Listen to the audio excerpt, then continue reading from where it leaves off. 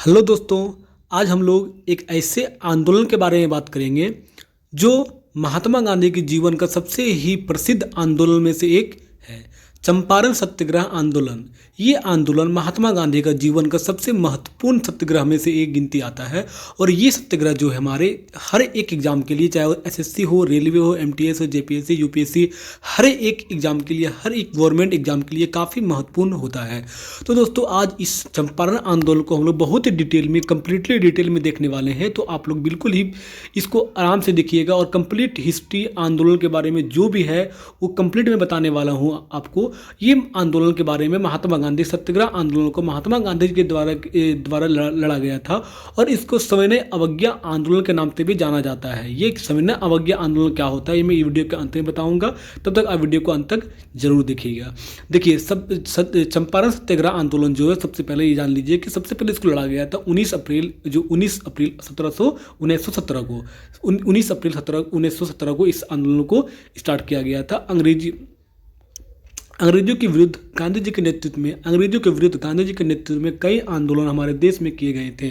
बहुत सारा आंदोलन किया गया था। इन्हीं आंदोलन में से एक आंदोलन का नाम चंपारण सत्याग्रह था।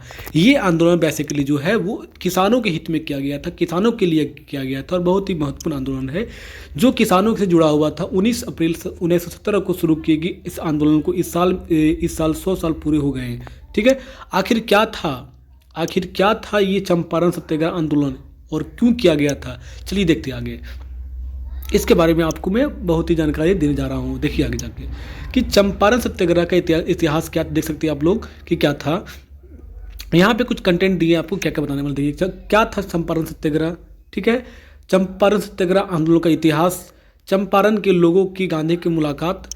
10 अप्रैल 1917 में चंपारण में पहुंचे महात्मा गांधी जी। करियावा स्कूल का निर्माण। गांधी जी के खिलाफ किए गए दर्ज। गांधी जी को किया गया गिरफ्तार।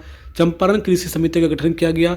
तो मैं इन सभी चीज़ों के बारे में बताने वाला। सबसे पहले हम लोग अपने स्टार्ट करते हैं टॉपिक। फर्स्ट नंबर देख सकते हैं क्या है। सो क्या था चंपारण सत्याग्रह 1917 में। चंपारण बिहार का एक जिला है। क्या है? बिहार का एक जिला है और इस जिले के किसानों की मदद करने के लिए इस आंदोलन को शुरू किया गया था। और यहाँ के जितने भी किसान था उन सभी किसानों को मदद करने के लिए इस आंदोलन को शुरू किया गया था, जिसके चलते इस आंदोलन के नाम चंपारण रखा गया। इस आंदोलन का नाम चंपारण इसलिए रखा गया था दोस्तों, क्योंकि ये जो चंपारण है, ये जो जगह जो है वो जिला बिहार का एक जगह है चंपारण। उसी जगह से इस आंदोलन को स्टार्ट किया गया था, इसलिए इसको चंपारण नाम रखा गया है। इस जिले के किसान से जबरदस्ती नील की खेती करवाई जा रही थी। नील समझते हैं दोस्तों, नील एक कलर होता है जो कपड़ों में डाला जाता है, वही नील जो होता है इस चीज़ का खेती जो किसानों द्वारा जबरदस्ती करवाई जा रही थी, जिससे इस जिले में किसान काफ़ी परेशान थे। जिस वजह से यहाँ के किसान जो थे काफ़ी परेशान थे, क्योंकि उसको जबरन उस चीज़ का खेती करवाया जा रहा था। क्योंकि नील की खेती करने में उनकी ज़मीन खराब हो रही थी। नील की खेती एक ऐसी खेती होती है जिसको एक बार कर दीजिएगा तो वो 2-3 सालों तक वो ज़मीन बहुत ही खराब हो जाती है और वहाँ पे अच्छी फसल नहीं होती है।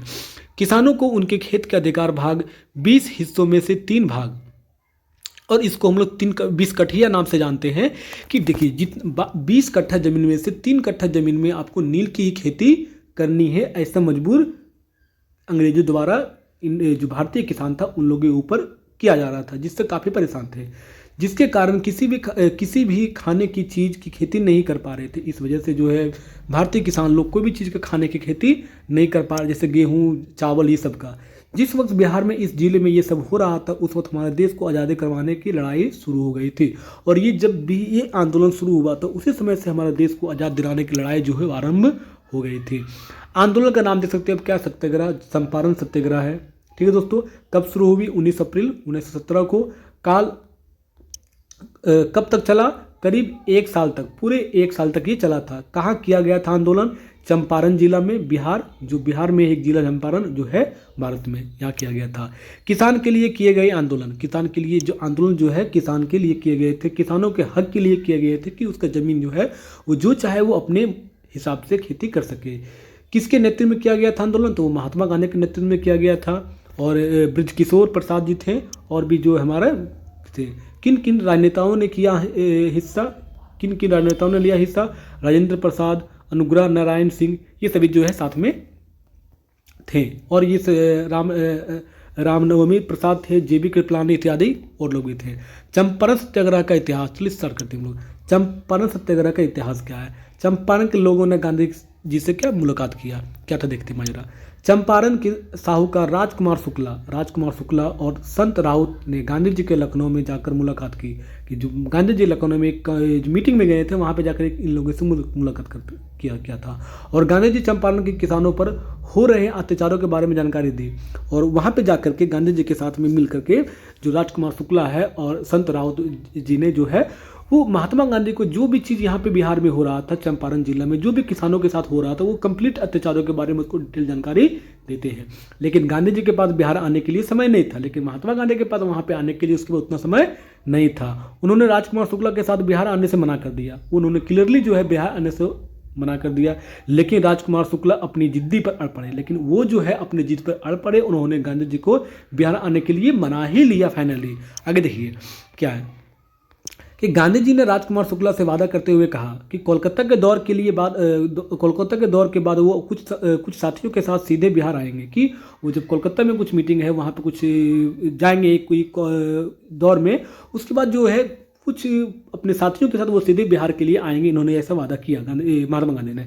लेकिन गांधी जी के इस वादे से बाद भी शुक्ला जी गांधी जी के साथ ही रहे, लेकिन उसके बावजूद भी वो शुक्ला जी गांधी जी के साथ ही रहे, क्योंकि उसको पता था कि अगर ये नहीं हम यहाँ से चले जाएंगे तो वो हो सकता है वो यहाँ ना आए। दरअसल शुक्ला और राउत के पास कुछ ज़मीन थी। जैसे ही हर किसान था, वैसे ही राजकुमार शुक्ला भी एक किसान ही थे, उसके पास भी कुछ ज़मीन थी और इनकी ज़मीन पर भी नील की खेती करवाए जा रहे थे और इसकी ज़मीन पर भी नील की खेती करवाए जा रहे थे, जिसे ये सभी काफ़ी परेशान थे। और ये काफ़ी जो है परेशान थे। ये हर हालात में गांधी जी को अपने ज़िले में लाना चाहते थे और इस वजह से वो जो है महात्मा गांधी किसी भी सिचुएशन में, किसी भी हाल में वो महात्मा गांधी को अपने ज़िले में लाना चाहते थे, ताकि इस समस्या का हल जो है वो निकाल सके। अब क्या देखिए, 10 अप्रैल 1917 में चंपारण पहुंचे महात्मा गांधी जी। चंपारण के किसानों पर हो रहे अत्याचारों की जानकारी मिलने के बाद गांधी जी ब्रज किशोरी प्रसाद, राजेंद्र प्रसाद, नारायण सिन्हा और रामनाथवी प्रसाद सहित कई साथियों के साथ 10 अप्रैल को इस जिले में पहुंचे। महात्मा गांधी जी है, इन सभी लोगों के साथ, इन सभी नेताओं के साथ जो महात्मा गांधी यहाँ पे 10 अप्रैल को पहुंचे थे। यहाँ पहुंचकर इन्होंने यहाँ के किसानों की मुलाकात की। यहाँ पहुंच करके इन्होंने यहाँ किसान के बारे में सबसे बातचीत किया। इस जिले में कई गाँव के दौर किया और कई सारे गाँव के दौर करने में दौरान महात्मा गांधी ने पाया कि यह गाँव अशिक्षित है, जिसके कारण यहाँ की जमींदार द्वारा इनको शोषण किया जाता है। और यहाँ पे आने के बाद महात्मा गांधी ने ये देखा कि ये चंपारण जो जिला है, काफ़ी सारा अशिक्षित लोग यहाँ पे है और जिस कारण यहाँ के जमींदार जो है इनके ऊपर शोषण कर रहे थे। दोस्तों आगे देखिए, इस जिले में गांव की हालतों को सुधारने के लिए गांधी जी ने वकील के मित्रों के साथ यहाँ लोगों के जमीन स्तर को बेहतर बनाने के कई तरह का कार्य शुरू करने कर की है। इस जिले के गांव को हालात को सुधारने के लिए महात्मा गांधी ने वकील मित्रों के साथ यहाँ के लोगों के जमीन स्तर को बेहतर बनाने के लिए कई तरह के कार्य शुरू कर दिए। देखिए क्या है, करवाया स्कूल का निर्माण। क्या क्या करवाया? स्कूलों का निर्माण करवाया। यहाँ के लोगों को अशिक्षित होने का मुख्य कारण यहाँ पर किसी भी स्कूल नहीं होना था। कि मेन जो है यहाँ के लोगों का जो अनपढ़ होने के कारण, अशिक्षित होने के कारण था, वो क्या था कि यहाँ पे कोई भी स्कूल नहीं था। इसलिए महात्मा गांधी जी ने सबसे पहले यहाँ पर एक स्कूल बनवाया।